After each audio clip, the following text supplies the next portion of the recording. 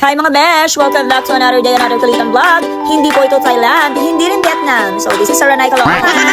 Pero trust me, the vibes, pang international realness. So today, your girl is on a mission food trip with flair.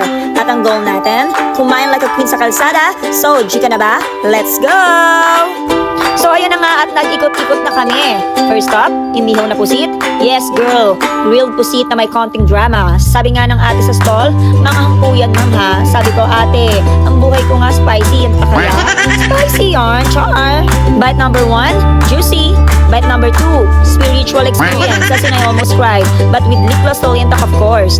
After namin my love sa inihaw na pusit, syempre, hindi pa tapos ang food trip besh. Scroll pa more, kasi sa Saranay, every kanto may tukso. And there it is mga besh, as in kalat ang food stalls. Like, everywhere you look may temptation, iba't ibang cravings, iba't ibang tukso, at iba't ibang destinasyon ng tiyan. May pampalamig, may pampagising, may pangsawsaw, may pang sweet tooth, at syempre, pang cheat meal na parang buffet sa kalsada, pero pang bad bitch on a budget, okay? Oo, tama. Literal na street food, pero with soft girl aura and konting social vibes. Ganyan talaga pag food trip with finesse. At ayun na nga mga besh, habang naglalakad kami, boom! Nakita namin ang stall na may chow fan at siomai. Alam mo yung biglang may spotlight at background music na this is the sound. Ganun talaga yung peg, kaya umorder na talaga kami. Siyempre, si Mima pa nga ang unang sumabak. Confidence level, Master Chef. Kuya, pa-order nga po ng Shanghai. Tapos biglang tanong ilang per piece. Sabi ni Kuya, per 3 po yan. At abang Mima, tumodo ng all out. Unang tikim, sabi niya, uy besh, masarap nga pero habang umunguya, biglang napahinto. Sabi ko, bakit ni? Sagot niya, parang may kasimilar siyang lasa eh. Parang lasang decision ko noong 2020. Crispy sa labas pero questionable sa loob. Char! Pero girl, wait lang ha. Nagulang tang kasi talaga ako sa laki ng siomai na to. Akala ko talaga is siopaw. Legit. Yung tinidor, halos sumuko. Pumasok pa lang, bumalik na agad. Sabi niya siguro, sorry ma'am, hindi ako trained sa ganito ha. Para hindi trained. Char. After namin maslay ang siomai at Shanghai, nag-start kami mag-ikot ulit. Baka sakaling may next food trip na papasok sa panlasa pero sana hindi naman to pang kolesterol. Char.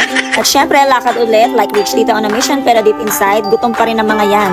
Umikot na nga kami and girl, nagbaliw-baliwan na nga kami sa mga stall na parang akala mo may pa-black card kami sa bulsa, no? Yung energy namin, all out yan. Pasilip-silip, turo-turo na, uy, ang cute ng food na to. Tapos biglang tatalikod pag nakita ang price. Yung mga tindera nga, ramdam ko na medyo nabubuisit na sa amin.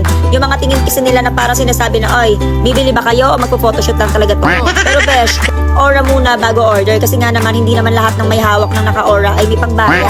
Pero alam mo, habang gumagala kami, boom, thrift shop alert. At syempre, ang reflexes namin, automatic pass. Hindi pa nga kami nakakakita ng sale sign pero aura ready na kami. Ang goal namin, tumingin lang. Ang ending, gulo mode on.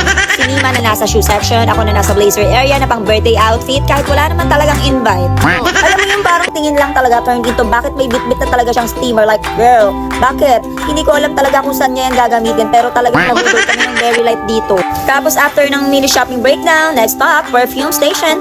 Kasi si Nima, may hinahanap daw talaga siyang scent. Yung amoy mayaman na iniwan sa yate, yun yung sabi niya. So ayun, test dito, spray doon hanggang sa parang buong Saranay na talaga yung naamoy namin. Amoy department store level. Sa last stop, syempre, we went to Magno Cafe para mag-chill. Kunwari na alak white girls lang, pero sa totoo lang, pagod lang talaga kami sa kakakain at kakagawa. We ordered coffee kahit alam naman namin hindi na to para sa energy eh. For the aesthetic na lang talaga. So alam mo yon, hawak mo yung coffee, nakaturo ka or nakatingin ka sa taong chili-chismis mo, charing. Caption, healing talaga to. Pero sa loob-loob mo, gusto ko lang umupo, girl. Nag-picture-picture kami ng very I'm in a Europe but Caloocan edition. Tapos si Nima na may dalang steamer, ako na may amoy social na pabango at lahat kami may bit-bit na pagod pero sobrang nag-enjoy. Hindi ko na rin pala talaga napakita dito sa video since puro talagang kwentuhan na lang yung ganap namin dyan. And that's the vibe mga besh! Real friendship doesn't need grand plans or fancy places, just genuine laughter, quiet patience, and the kind of love that stay even after the fun fades. Alam niyo yun mga besh, kahit simpleng food trip or ukay stroll lang, when you're with the right people, the ordinary becomes beautiful. So keep that friends who wait, who cheer, who stay, they are life's quiet luxury. Today, naikot na namin itong lahat, di ba? Yes, naikot na namin ito lahat. So, natikman na rin namin yung mga iba't ibang klase ng pubila. Hindi na lang namin napakita sa video. Tapos kanina, madami kami na-experience sa araw na to. Kasi si Nima, nakabangga ng 2 motor. 2 birds. Ayan, double kill yung ginawa ni Nima. Ang galing. Nabangga niya yung 2 motor. Ang lakas. So, yun lang guys.